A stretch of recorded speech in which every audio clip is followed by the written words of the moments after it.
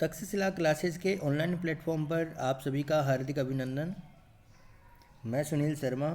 संस्कृत विषय से संबंधित जो संधि के टॉपिक की जो डीपीपी थी 7 अप्रैल 2022 की, उसके बारे में डाउट क्लियर सेशन ये रखा जा रहा है। तो ये 7 अप्रैल की डीपीपी है। प्रश्न है, निम्नलिखित पदों में संधि कौन सी होगी। ये जो निम्नलिखित कुछ पद हैं, कुछ शब्द हैं, आपको इनमें संधि बतानी है। तो शुरू करते हैं। देखिए, सबसे पहले है जलोर्मी। जलोर्मी में कौन सी संधि है ये आपको बतानी है, और साथ में आपको इसका विच्छेद भी बताना है। संधि विच्छेद आपको बताना है। तो जलोर्मी का संधि विच्छेद होगा जल प्लस ऊर्मी। जल प्लस ऊर्मी ही। अब यहाँ पे अकार है और आगे उकार है, दोनों के स्थान पे ओ आदेश हो जाएगा और जलोर्मी शब्द बन जाएगा। तो संधि हो गई आपकी गुण। गुण संधि हो गई।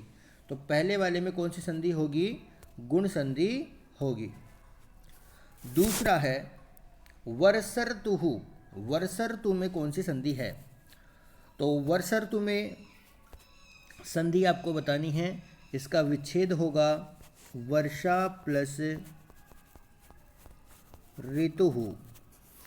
यहाँ वर्षा में आ है, आगे री है, दोनों के स्थान पे आपको अर्घ आदेश करना है। अब इससे पहले वर्ष कुछ इस तरीके से, और इसके आगे तुहु। वर्ष श में अ जुड़ जाएगा, श पूरा, रै ऊपर चला जाएगा आगे स्वर नहीं होने के कारण, और तू ऐसे की ऐसे आ जाएगा। तो इस प्रकार से जो है वर्षर्तु में संधि आपकी गुण संधि हो जाएगी। कौन सी संधि हो जाएगी? क्योंकि अर आदेश हुआ है, तो अर, अल, ए, ओ इत्यादि आदेश गुण उसमें ये होते हैं। बात करते हैं आगे। धरेश्वरः संधि विच्छेद होगा धरा प्लस ईश्वरः। अब धरा में भी आ है, आगे भी ई है, आ प्लस ई बन के ए हो जाता है और शब्द बन जाता है धरेश्वरः। यहाँ पे भी आपकी गुण संधि होगी। मित्रों, यहाँ आपको ये भी याद रखना है कि जैसे शब्द धरा होता है, धरे नहीं होता है, ईश्वर में ई बड़ी होती है। ऐसे आप अभ्यास करें, क्योंकि अगर आपको मान लो इसमें संधि ना पूछ करके संधि विच्छेद पूछ ले तो शायद आप गलत भी कर सकते हो। इसलिए आपको याद रखना है, ऊर्मी में ऊ बड़ी है, वर्षा शब्द होता है, वर्ष शब्द नहीं होता है, इस तरीके से धरा शब्द होता है। ये आपको अभ्यास से ही याद होंगे। आगे देखो, बात करते हैं ममर्धि। ये शब्द बना है मम प्लस रिद्धि। यहाँ मैं पूरा है, इस म में से क्या निकला? ए, आगे क्या है? री। दोनों की जगह क्या कर देंगे? अर आदेश कर देंगे, और क्या बन जाएगा? ममर्धि। तो ममर्धि में भी गुण संधि है, लेकिन इसका संधि विच्छेद होगा मम प्लस रिद्धि ही। जलौघः। जलौघ, इसका सही संधि विच्छेद होगा जल प्लस ओघः। अब यहाँ अकार है और यहाँ ओ है, दोनों के स्थान पे औ आदेश हो जाएगा, और संधि का नियम है वृद्धि संधि का। तो इसमें वृद्धि संधि है जलौघ में। ममलकारः। ममलकारः में ममलकारः का विच्छेद होगा मम प्लस लृकारः। मेरा लृकार ए प्लस लृ। अब ए के आगे लृ है, तो आदेश जो है वो आपका अल हो जाएगा, और संधि का नियम लग जाएगा गुण संधि का नियम, और बन जाएगा ममलकारः। यहाँ देखिए, वाणी प्लस एका, वाणिये का संधि विच्छेद होगा वाणी प्लस एका। अब आगे ई है और इसके आगे असमान स्वर ए है, तो ई के स्थान पे यह आदेश हो जाएगा यण संधि के नियम से, तो ई के स्थान पे यह हो जाएगा। अब बच क्या गया, वाण, ई की जगह पे क्या हो गया यह, और आगे क्या है एका। अब न के आगे कोई स्वर नहीं है, आगे इस प्रकार से यह में ये ए जुड़ जाएगा ये, और बन गया वाणी का, वाणी की एका। इसमें आपकी यण संधि है और सब विग्रह होगा वाणी प्लस एका। आगे शब्द है त्विदम। त्विदम में कौन सी संधि होगी, त्विदम, तो इसका सबसे पहले आपको सही संधि विच्छेद अगर आता है तो ही आप सही संधि का चयन कर सकते हो। जैसे तू प्लस इदम,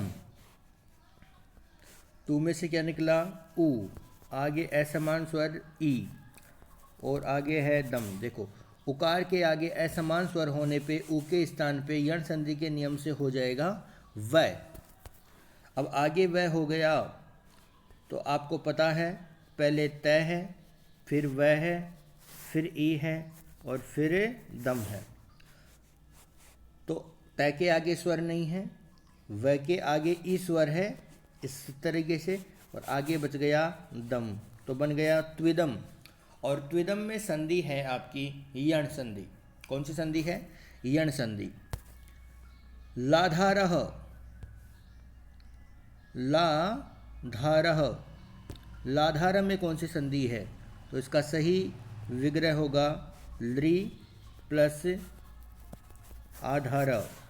लृ के आगे असमान स्वर होने पे लृ की जगह पे ल आदेश, और ल के आगे आ है, इसलिए ये बन गया ला, और आगे हो जाएगा आपका धारह, तो शब्द बन गया लाधारह, लृ का आधार। इसमें भी आपकी यण संधि है। पवित्रम, पवित्रम में कौन सी संधि है बताएं आप।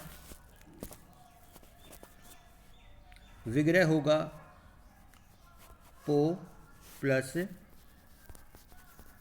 इत्रम, ओ है। अब ओ के आगे ई है, आपको ओ के आगे असमान स्वर है, लेकिन ओ के स्थान पे यण संधि में तो कुछ होता ही नहीं है, यण संधि में तो ई ऊ री के स्थान पे होता है, तो यहाँ आपकी संधि हो जाएगी अयादि संधि, और ओ के स्थान पे आदेश हो जाता है अव। एचो यवा यावा सूत्रानुसारेण अव आदेश। तो बच क्या गया, सबसे पहले तो हम देखें तो पै ओ की स्थान पे हो गया अव, और आगे क्या है इत्रम, कुछ ये स्थिति आ गई। अब पै में या जोड़ेंगे पै पूरा, वह में ई जोड़ेंगे वी, और आगे क्या है त्रम, तो पवित्रम में है अयादि संधि। तो हम कह सकते हैं जलोर्मी, जल प्लस ऊर्मी गुण संधि, वर्षा प्लस ऋतु गुण संधि, धरा प्लस ईश्वर गुण संधि, मम प्लस रिद्धि गुण संधि, जल प्लस ओग वृद्धि संधि, मम प्लस लृकारः गुण संधि, वाणी प्लस एका यण संधि, तू प्लस इदम यण संधि, लृ प्लस आधारः, लृ प्लस आधार यण संधि, वो प्लस इत्रम अयादि संधि। तो ये तो हो गए आपके संधि। अब देखो कुछ प्रश्न है, गुण संज्ञा गुण विधायक सूत्र लिखिए। तो गुण संज्ञा का सूत्र तो है अदेंग गुणः, अदेंग गुणः, और ये सूत्र बताता है कि ह्रस्व अकार ए तथा ओ इन वर्णों की गुण संज्ञा हो जाती है। दूसरा सूत्र है, दूसरा प्रश्न है, पहले ऊपर वाले प्रश्न में ही गुण संज्ञा हो गई, गुण विधायक सूत्र कौन सा है, तो गुण विधायक सूत्र है आद गुणः, और ये सूत्र क्या कहता है, ए के आगे ई उ री लृ है तो क्रमशः ए ओ अर अल आदेश हो जाता है। तो गुण संधि का सूत्र तो ये है, और गुण संज्ञा का सूत्र अधेंग गुण। इसी प्रकार वृद्धि संज्ञा और वृद्धि संज्ञा और वृद्धि विधायक सूत्र लिखिए। तो वृद्धि संज्ञा का जो सूत्र है, वृद्धि संज्ञा का सूत्र है वृद्धि रादैच। ये सूत्र कहता है आ, आई तथा औ, इन 3 स्वरों की वृद्धि संज्ञा हो जाती है, मतलब इनको वृद्धि वर्ण कहा जाता है। और बात करें कि वृद्धि संधि का सूत्र कौन सा है, तो वृद्धि संधि का सूत्र है वृद्धि रेची। वृद्धि रेची ये सूत्र क्या कहता है, ये सूत्र कहता है कि आकार के आगे अगर ए, ओ, आई और औ हैं तो क्रमशः आई, औ, आई और औ आदेश हो जाता है। ये कौन कह रहा है, ये आपका वृद्धि रेची सूत्र कह रहा है। तो वृद्धि रेची सूत्र तो क्या है, वृद्धि रेची तो वृद्धि विधायक सूत्र है और वृद्धि रादैच वृद्धि संज्ञा का सूत्र है। अदेंग गुण सूत्र गुण संज्ञा का सूत्र है और आद गुण सूत्र गुण विधायक यानी गुण संधि का सूत्र है। यण संधि का अपर नाम लिखिए, यण संधि का अपर नाम लिखिए। अपर नाम यण संधि का, देखो यण संधि में आदेश किसका होता है, य व र ल का, य व र ल इनका। तो इस आधार पे ये क्या है, अंतस्थ वर्ण। तो यण संधि का अपर नाम क्या हो जाएगा, अंतस्थ संधि।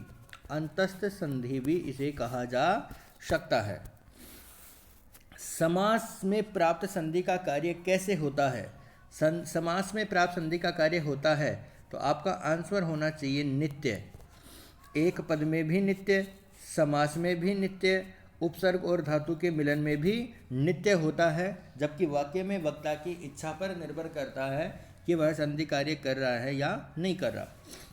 संधि पद में कौन सी संधि है, देखो संधि पद में यानी संधि एक शब्द है, इसमें कौन सी संधि है, और संहिता एक पद है, इसमें कौन सी संधि है।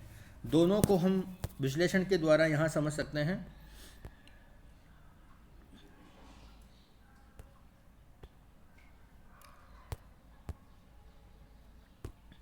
देखो संधि शब्द बना है सम उपसर्ग और धी।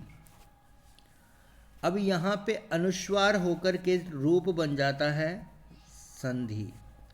अब आगे ध है, इसलिए अनुस्वारस्य यही परसवर्ण सूत्र के माध्यम से ध का पंचम वर्ण होता है न, और शुद्ध रूप बनता है संधि ही।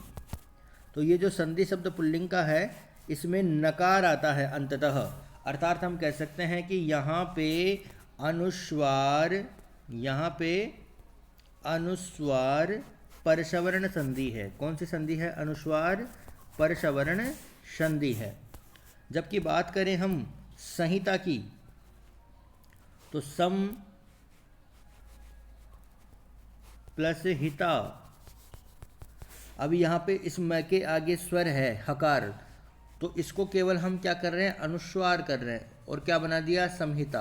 अब हकार का कोई पंचम होता नहीं है, तो यहाँ पे केवल कौन सी संधि है, तो यहाँ हम कहेंगे मित्रों अनुस्वार संधि है, मोनुस्वार सूत्र के द्वारा।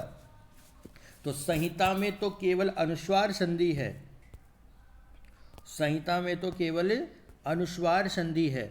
जबकि अगर संधि में बात करें तो अनुस्वार संधि के बाद अनुस्वार परसवर्ण भी हुआ है, इसलिए संधि शब्द में तो अनुस्वार परसवर्ण संधि है, और संहिता पद में केवल अनुस्वार संधि है, जो कि मोनुस्वार सूत्र से हुआ है। ऊपर वाला कार्य जो है वो आपका अनुस्वारस्य यही परसवर्ण सूत्र के माध्यम से हुआ है।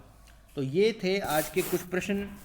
उम्मीद है आप लोगों की काफ़ी हेल्प होगी इनसे, और आपने भी अच्छा सपोर्ट किया होगा, देखा होगा, और आपको भी ये सारे विग्रह वगैरह याद रखने हैं।